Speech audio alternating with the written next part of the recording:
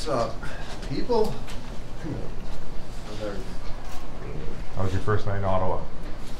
The first night was good. Every night's been good. I've been here since Monday.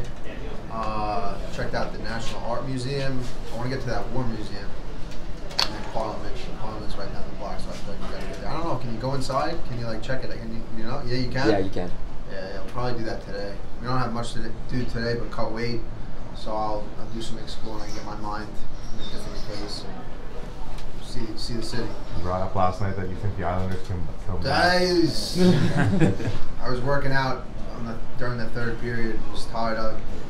We went to get a workout in, and I came back and I was like, "Ah, forget that." It seems like it's a done deal at this point. But you never say never. Who knows? So how does your routine and your mindset change as you get closer to the fight? I pretty much have a good routine down that just leads me right into the fight. I got my whole crew with me. Marab is fighting on this card as well. Ray Longo got here last night. Matt Serra's coming this morning. Aljamain Sterling's with us. Dennis Bazooka is a training partner of mine. Zuka is another training partner. We have just such a tight-knit crew. It's like we're really just on vacation right now. We're in like a training vacation, and then at the end we get into a fist fight. It's fun game. We play bullshit, bust balls, but when it's time to work, we work, and then we get in there, we fight. It's just I look forward to fight week just as much as anything else. Whether I was going on a vacation somewhere, it's like just being around positive, like-minded people that I have around me is awesome. Is keeping it loose an important part of it for you? Exploring the city, taking your mind off of things? Yeah, absolutely. I like going to new places that I probably would have never came to if it wasn't for fighting. You know, I've been afforded that to kind of, they send me, you want to fight here? Sure. And then I just saw Ottawa's the capital of Canada, and there's so many cool things to check out. It's I love the whole process. I saw that on Twitter. You're trying to meet the Prime Minister while you're here. That would be awesome, right? That'd be really cool. I don't know much about politics. I don't know too much about Canadian politics, but I'm always open to learn and educate myself and kind of check it out. For sure. You've had a bit of a contentious history of the UFC. Is that all in the past now? I think we have a good working relationship. I have a good rapport with Hunter Campbell, Sean Shelby. Met with them a couple of times, and really, they understand me a lot better. I understand what they're looking for a lot more. So I think there's still stuff that we hash out when we need to, but it's a good working relationship, and I'm in a way better place. I think we both are. Do you think that's just something that, because of your work outside the UFC with the realty stuff, you just are aware how business works and you know what you're worth, and perhaps that's something they're not used to dealing with other fighters, right? Yeah, it's definitely, I've learned a lot over the last couple of years through the fight game and through just in life in general. I think that it's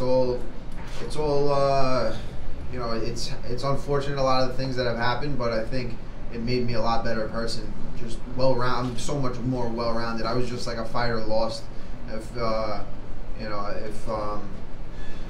I was later in my life and I kept on that path and then fighting kind of didn't work out, I probably would have been real lost. To have it at that point, it was kind of convenient for me to take a step back, figure out some other opportunities to make money, and then come back to fighting when the time is right. With Cerrone, he might not be like the highest ranked lightweight out there at the moment, but you know how the sport works. He's got one of the bigger names in the division. Do you see this as the one that if I win this, then it's just one fight away from a title shot at this point?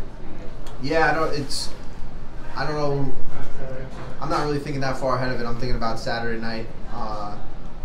He's like you said, the number might not be too high next to his name, but everyone knows who the heck he is. Everyone, the fans cheer for that guy louder than anybody. So he's been in there with the best of the best for a very long time. I was watching him since I got into the sport. WEC, came over to the UFC, and I've seen his whole progression. I've been watching him way longer than he's been watching me, and I've been, I've been stacking myself up against the top 10 guys for a very, very long time. So I know that, he's been on my radar for a long time. You a fan of his? I'm a fan of Yeah. I don't know. It's kind of like weird for me. I'm fighting I don't know if I'm a fan of his. Like, I respect his technique. Definitely have watched him and yeah, I don't know. Fan is a weird word, but I definitely hold him in high regards as opposed to a lot of other fighters. I think, yeah. Have you seen him around this hotel lately? No, I haven't seen him lately. Is he staying in his RV somewhere? Or I don't know. But he looks like the weight cuts, like usual, is having a bit of an impact on him. So I wasn't sure if you. Yeah, I'm not too worried about it. Whatever. I'm having a great weight cut. I have it down to really just a science to where I feel good the whole week. You saw me at the open workouts yesterday. I had energy. Tonight won't be too fun, but I'm sure there's going to be a lot of other fighters that are way more miserable. I don't cut too much weight. I think that benefits me a lot. You've seen a lot of these guys, they really drain themselves, and I don't think that's the way to do it. I think that was the way of the past. Everyone was cutting weight together, and they were matching up on fight day. They were both, a little drained, so it didn't really show. But I think the guys that do it the right way, they don't cut too much weight, just a little bit. And I'm fortunate to where I'm not like one of those in-betweeners. I'm like a normal size 55 pounder. I'm not like a huge 55 or a small 70. I'm just like a regular 155er, and I think it suits me perfect. And I got it down. Yeah, this is your second straight fight with an in-betweener, with a guy that would probably benefit from a 165-pound division. It seems like Dana White has kind of closed the door on that idea. He said at least for the next 7 years of the line here, I don't expect to see a 165 division. But do you think that it would make a lot of sense to have a 65 and 75 division? I don't think so. I think it would be kind of the same problem. Guys would come down from heavier weight classes. People that, if it was 165, it'd be like big 170 pounders coming down an extra 5 pounds. And it's no matter what the weight class is, I think it'd be a pretty similar problem. It's just there's guys that'll cut too much weight, and there's guys that feel comfortable fighting a bigger guy and feeling better doing it. Even wrestling, I always wrestled better against guys that were bigger than me. It's just kind of like maybe my style, whatever it is. I'm more of like a speed and technique person, not really like a strong, straightforward kind of person. You said you were a fan of his style. What do you say about Cowboy that you might be concerned about, or do you feel you could do to win in this fight? He can finish from anywhere. He's won decisions. He's gone 5 rounds. He's fought at 170 against tough guys. He's fought at 150. He's just all around. He's got so much experience. That last fight, that guy Alexander Hernandez came after him and looked in the beginning like, this guy young, hungry. He's going for it. But that experience really pulled through, and he kind of just stayed level that whole fight. And when he saw his opportunity, he took it. And I think that's his biggest strength. Is like he knows when to use his energy. He felt out Hernandez the first round. Towards the end of that first round, he started picking it up. So he figured it out. He figured it out quick. He's been in there with so many people that he can kind of call audibles on the fly and get the job done. Do you feel you have an edge in terms of mileage? I mean, like you said, you've been watching him a lot longer than he's been watching you. He's got the record for most fights in the Zuffa era. It's kind of like it could be either way. I mean, the experience. I think my youthfulness is at an all-time high, and my experience is at an all-time high. I've been in there with the best guys, but I'm also young. I'm hungry. I'm watering at the mouth to get up those top guys again. That title shot. I'm just motivated. Al, yeah, I know you've mentioned wanting to fight Khabib again. Would you be interested in doing that in short notice again because you already did it, or is it smarter to wait for? So I would fight at this point. I've been through it all, so it wouldn't be short notice, even if it was on a day's notice. Now I got my I'm prepared. Now I'm training for the title all the time. Al, clearly you don't get paid by the hour. 5 first-round finishes. give the fans of Ottawa a preview. What can they expect this Saturday in the fight? I honestly, I don't even know what to expect. I'm gonna just kind of go in there. It's like I've sparred with the best. I've sparred with the best kickboxers, wrestlers, jiu-jitsu guys that are at the top of the forefront of technique. You know, I don't know if there's anyone doing it like I'm doing it. The Sports Science Lab at Staten Island is a place that I'm spending. It takes me an hour and a half to drive there from Long Island to Staten Island, and I'm training my brain. I'm training physically, mentally, just things that I think I'm on the forefront of training, and I think it's going to show in there. When guys get in there, they don't. It might not look like it from the outside, but they feel something in there that's different. I see them. Even if I get hit, I'm seeing it, and I'm coming back with something right away. I'm not getting hit, and I get hit, and it's not like there's nothing surprising me. I've seen it all, and nothing's going to surprise me on Saturday night. Do you think we're finally getting some clarity in the lightweight division?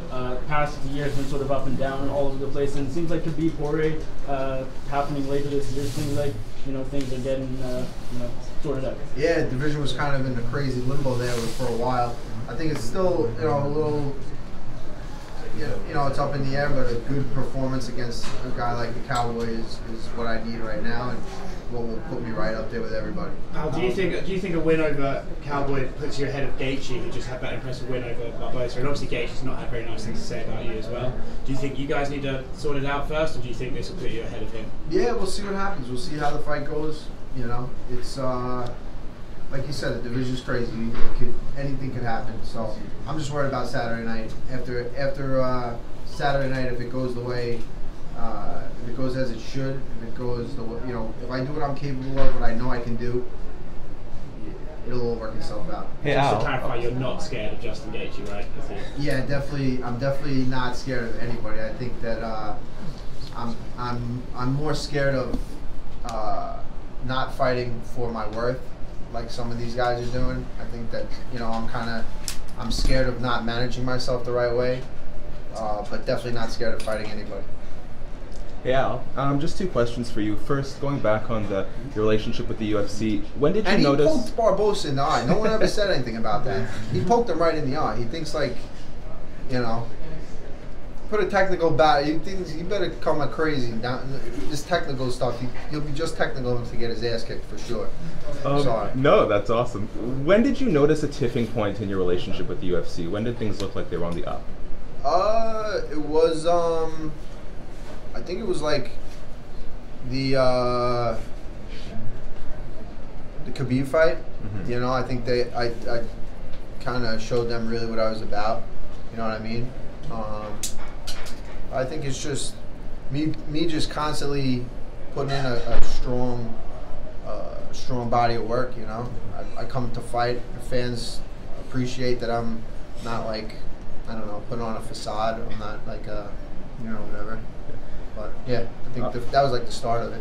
And last one, both Leslie Smith and Kayjan Johnson have been back in the news recently, and it had me wondering, for your involvement, what went wrong with Project Spearhead? Why did it not take off the way that perhaps the three of you were hoping it would? It's tough, man. It's a tough thing. It's I don't know. I don't know what it's gonna take. It's they had everyone had their heart in the right place. It was just getting everyone together is kind of tough.